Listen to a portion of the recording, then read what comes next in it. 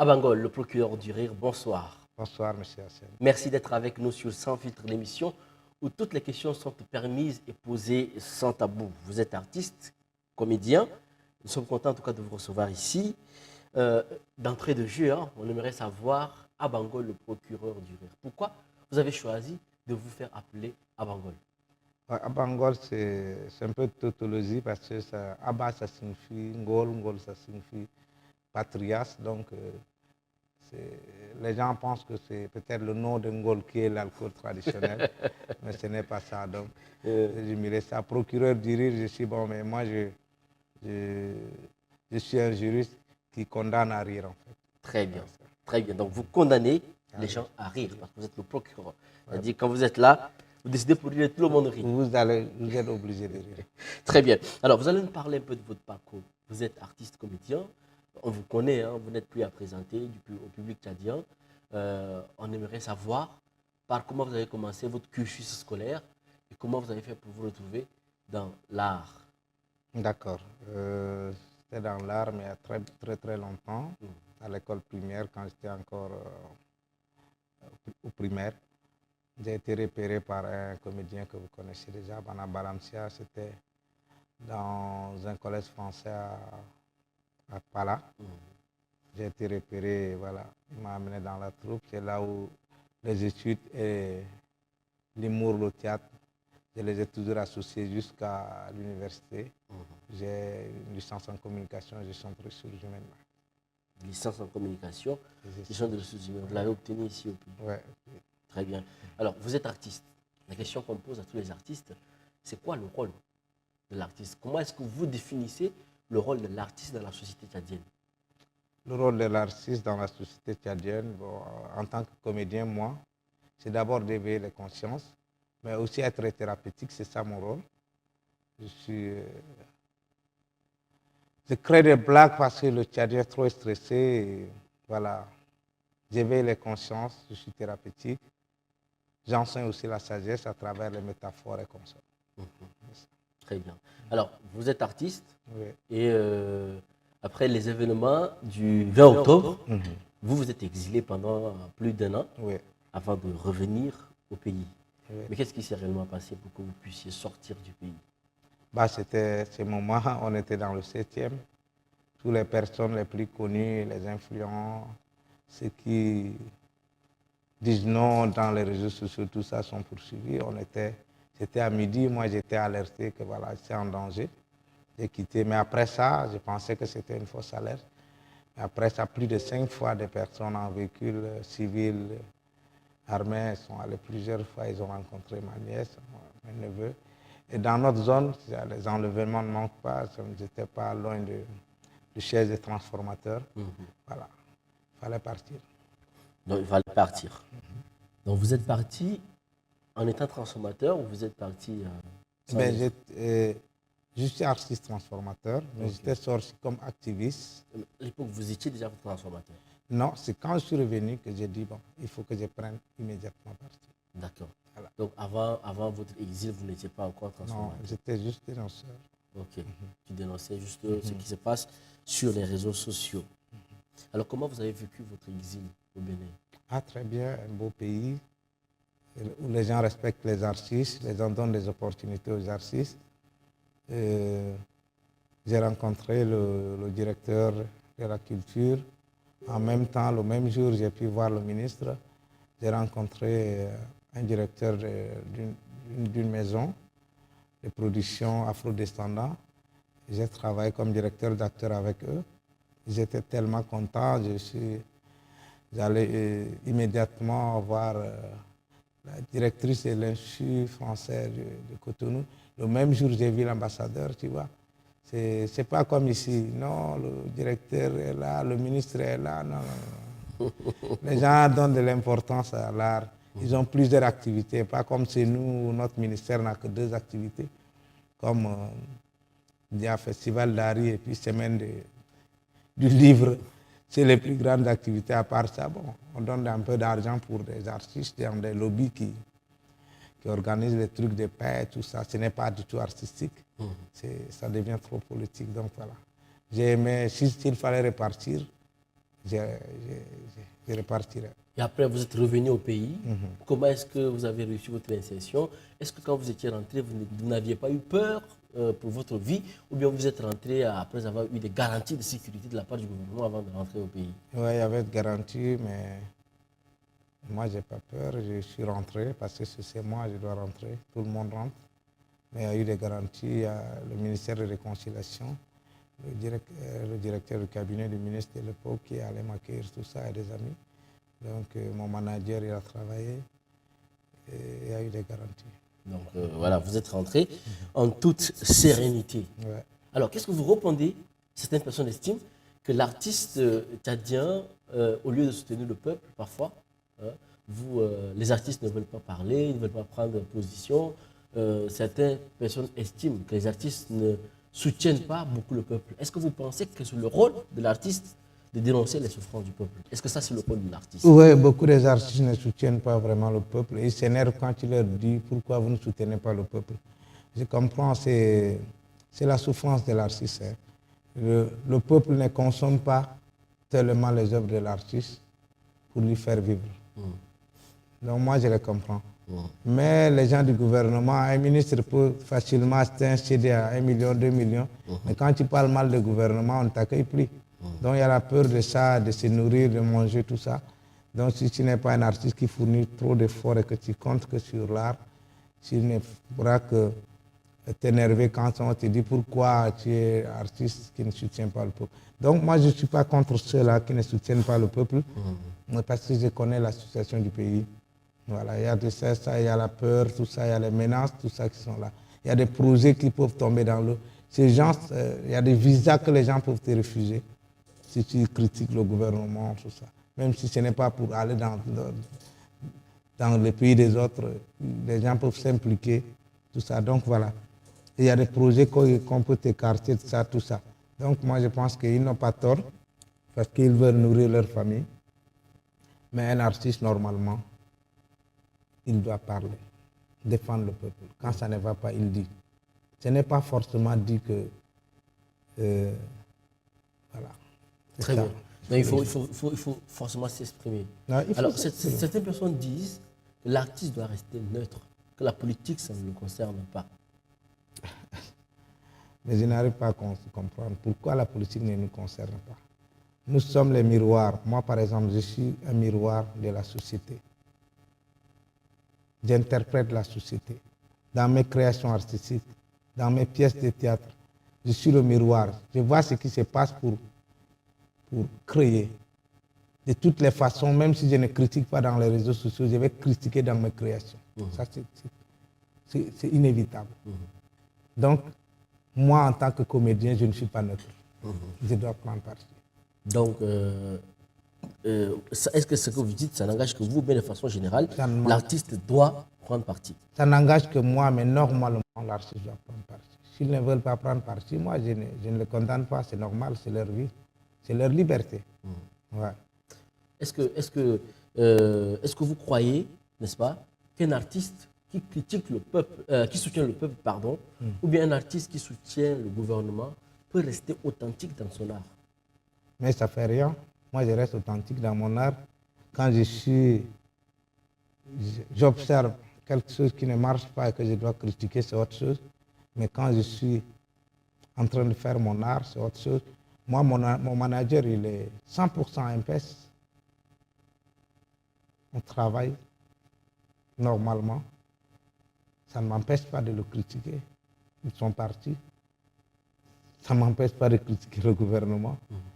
Et lui, ça ne l'empêche pas de travailler avec moi. Mais je ne peux pas l'imposer de travailler ici. Et lui, je ne peux pas m'imposer de travailler là-bas, non. D'accord. Voilà. Et est-ce que vous êtes invité à prester parfois dans les cérémonies officielles du pays, du gouvernement, ouais. si vous voulez? Plusieurs fois, même au temps de début père. Hein. Bon, ici, après la transition, je ne pense pas beaucoup. Mais au temps de début père, j'étais plus critique avant encore, ceux qui me suivent. Mais je suis appelé en présence même du président par plusieurs fois. On parlait des 15 Radisson, tout ça. on a pressé. Très bien. Alors, vous pensez vraiment, comment est-ce que vous expliquez le fait que certains artistes décident parfois de prester pour le gouvernement pour pouvoir se remplir les poches ou même pouvoir chercher à manger? Est-ce que vous pensez que c'est la condition de l'artiste dans le pays qui les pousse parfois à faire ça? Ou bien comment est-ce que vous expliquez ça? Bien sûr, s'il presse dans les cérémonies officielles, moi je pense que c'est le travail. Tu vois? S'il presse, même dans les campagnes des partis au pouvoir, je pense que c'est le travail. Mais comment presser quand tu presses en critiquant ou en appuyant, en créant des œuvres pour soutenir le gouvernement? C'est là qu'il n'est plus une prestation. Ça, c'est des bourrages. J'appelle ça comme ça. Donc, moi, si on m'appelle, on dit, bon, écoute, Abangol, viens, on a une cérémonie aujourd'hui, telle. Mais tu dois d'abord parler de ça. Non, ce n'est pas un projet de développement ni de sensibilisation. On ne peut pas me donner des TDR. Pour une... Oui, ça, si c'est dans des spectacles commandés par les ONG, même certains ministères qui font des sensibilisations et consorts, là, on m'envoie les TDR et puis voilà.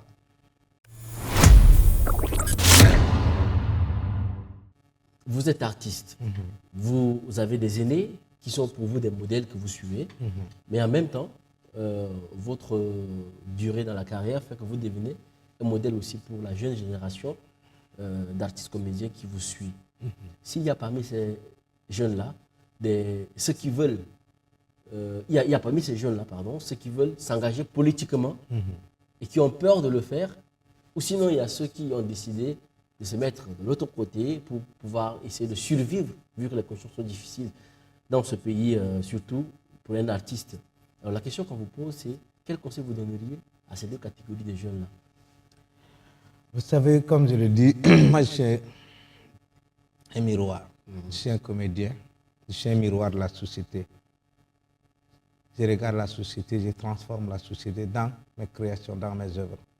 Si je ne dois pas critiquer ou m'engager pour dire non à ce qui ne marche pas, c'est que je n'aime pas ce peuple, je n'aime pas ce pays. Donc ceux qui veulent s'engager, qu'ils s'engagent. Mais s'ils ne veulent pas s'engager, il ne faut pas qu'ils cherchent à se défendre que non, un artiste doit être neutre. Ça, ce n'est pas être un artiste. C'est-à-dire c'est des gars du showbiz qui veulent manger, boire. L'art est spirituel, l'art est une mission. Et ce qui est spirituel, ce qui est comme mission sur Terre, c'est qu'on vient toujours pour faire du bien.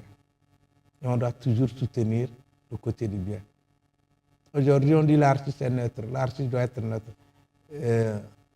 L'eau est en train de prendre nos fans, ceux qui like nos vidéos, ceux qui viennent dans nos spectacles. C'est eux que l'eau est en train de prendre. Vous voyez? C'est eux. Ceux qui meurent de faim, ceux qui ont des maisons écroulées. Aucun ministre, aucun membre de gouvernement, aucun DG n'a une maison écroulée. Même si l'eau arrive, il y a des moyens pour évacuer ou garantir. Donc, si je suis neutre, je ne défends pas ceux qui viennent dans mes spectacles, c'est que ce n'est pas normal. Ce n'est pas pour détester le gouvernement, c'est pour aider le gouvernement à équilibrer la gestion des choses. Moi par exemple, je m'engage, je critique le gouvernement. Je promets d'arrêter de critiquer dès que les gens commencent à bien faire les choses. C'est tout. On n'en veut à personne. On a une grosse tête. On réfléchit, on sait comment chercher à manger. C'est tout ce qu'on veut. Très bien. Quel genre de rapport vous entretenez avec les autres artistes comédiens? Il n'y a pas de souci. On a nos pères spirituels qui sont là. On se respecte. On a aussi des pères spirituels, les autres. On se respecte. Mais ces derniers temps, j'ai décidé d'être beaucoup plus indépendant. Depuis mon retour, j'observe, je travaille, quels sont les projets à mettre. Donc, je ne m'associe pas trop. Mais il n'y a pas de problème avec les autres. Quels sont les projets que vous avez? On va y revenir tout de suite, mais avant, on aimerait savoir quelle est votre analyse du milieu du showbiz humoristique tchadien. Le milieu humoristique, le showbiz. Quelle est votre analyse générale que vous faites sur ce milieu-là? Il manque de professionnalisme, ça c'est un. Il manque de professionnalisme et il faut éviter le lobby. Il faut éviter de se soutenir par le lobby. Quand on se soutient par le lobby, on tue le showbiz. Je vous donne un exemple. Le showbiz ivoirien, nigérian, il n'y a pas de lobby. Les artistes, entre eux deux, ils auront un problème. Mais quand il faut soutenir un artiste qui lance des buzz pour le showbiz, c'est tout le monde qui le soutient. Le cas de Bordeaux, de Viviane, vous voyez, c'est ça le secret du showbiz. Moi, j'ai un spectacle aujourd'hui, je vais avoir un autre spectacle là-bas. Ça peut se passer, mais quelles sont les communications? Comment on se soutient? Le showbiz, il est mal organisé, ça manque de professionnalisme. Et ça manque aussi beaucoup de talent, il faut vraiment travailler. Il faut vraiment travailler, il faut beaucoup travailler. Alors, très bien. Vous êtes revenu au pays, quels sont vos projets à court terme et à long terme pour votre carrière?